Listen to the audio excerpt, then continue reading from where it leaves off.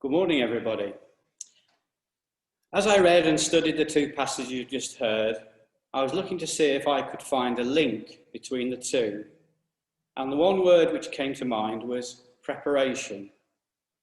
How very appropriate, as this is the last Sunday before we're able to resume, albeit in a different way, our worship in our church buildings.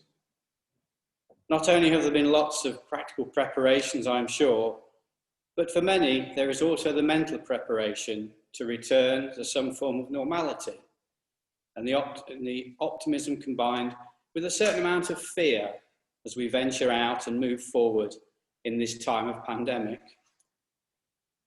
In our reading from Exodus, we find Moses tending his father-in-law's flock of sheep, having fled from Egypt and from being a prince in a palace to being a shepherd, a job which many look down on. God spoke to Moses from an unexpected source, a burning bush, while he was tending his flock. His attention was caught by the fact that the bush, although burning, was not being consumed by the fire. When he realized it was God, he initially hid his face, as he was afraid to look at him. When Moses acknowledged his presence, he went on to receive details of this huge commission which he wanted Moses to carry out.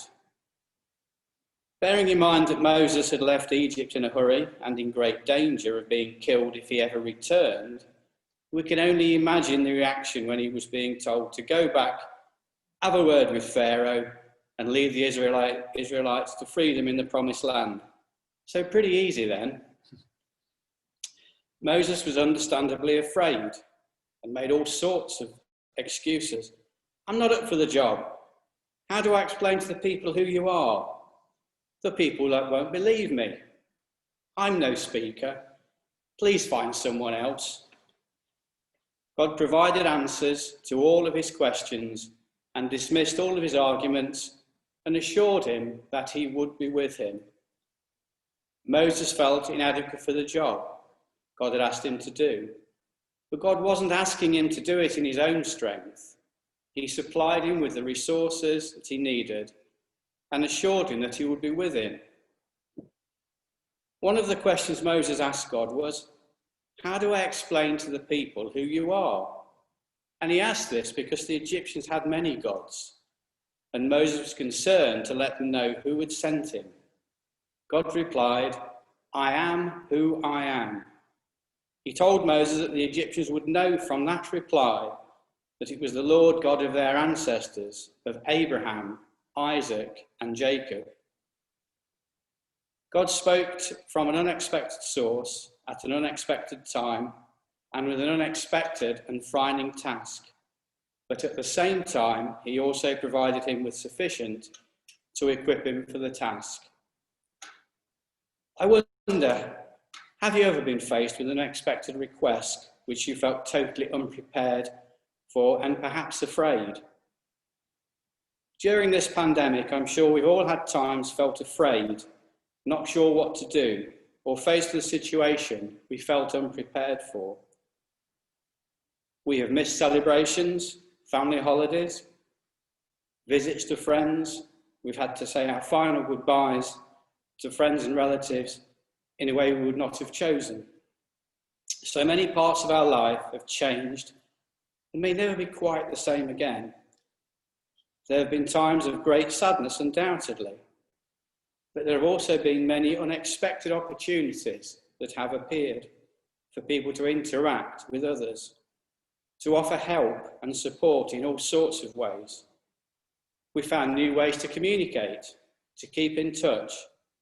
Those able have helped those not able to pick up shopping, collect prescriptions, deliver home baking, not only to keep busy, but to keep in touch.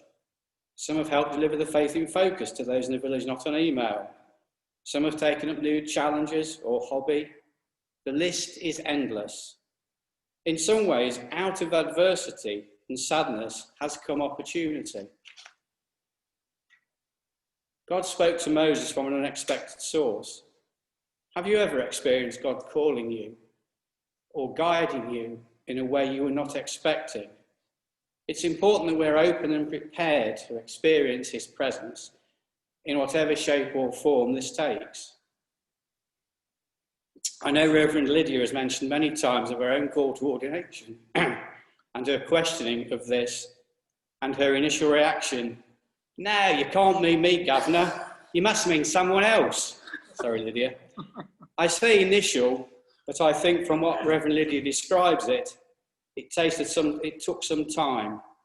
But as you all know, those of you who have heard her speak, God did continue to guide and equip her for ordination. About 5 years ago, I was applying for a new job and not entirely sure what to do.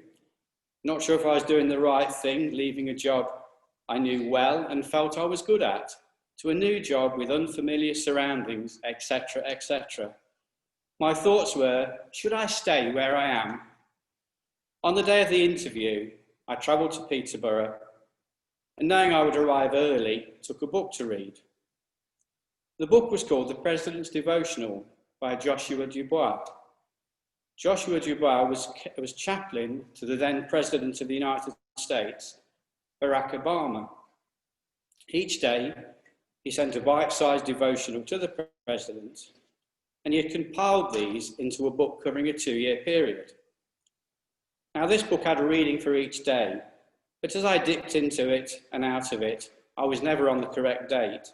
But on the day of my interview, part of the devotional referred to it being time to take a leap of faith, which spoke to me and told me that what I was doing was right. I entered the interview feeling God's presence with me and prepared.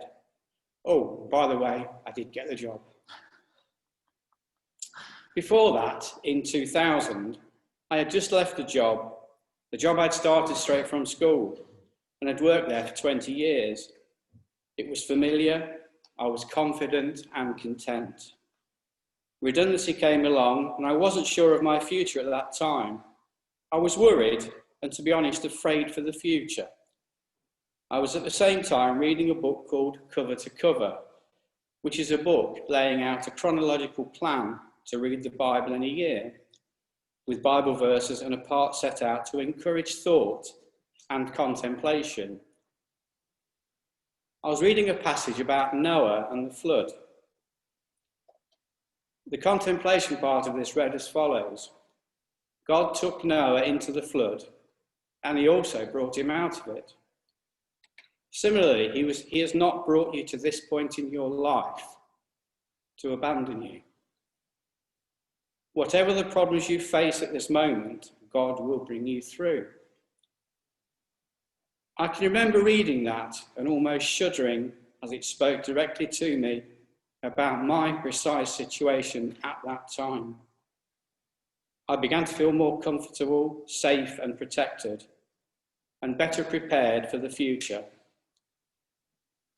The story of Moses and the burning bush perhaps sounds so much more dramatic than we will ever expect to experience in our lives. But we should never discount the possibility.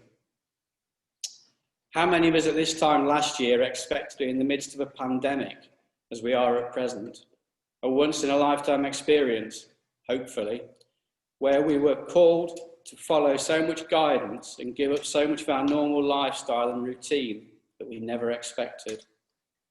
It is important that we learn from Moses insofar as God may call us when we are least expecting it and from an unexpected source. And we need to be open to that approach and be prepared to take the opportunity in the knowledge that God will give us the support and guidance we need. I mentioned earlier that I found the word preparation was a word that covered both our readings today. Indeed, the reading from Matthew, you'll recall, is where Jesus is preparing his disciples for his death and resurrection. They were entering a time of turmoil and upset. They were being told of events that they felt unprepared for and afraid. And like Moses, they came up with excuses. Peter said, "God forbid it, Lord. This must not happen to you." But Jesus explained to his disciples the importance of focusing on divine rather than human things, and the need to take up their cross and follow him. When Jesus used this picture of his followers taking up their cross to follow him, the disciples knew what he meant.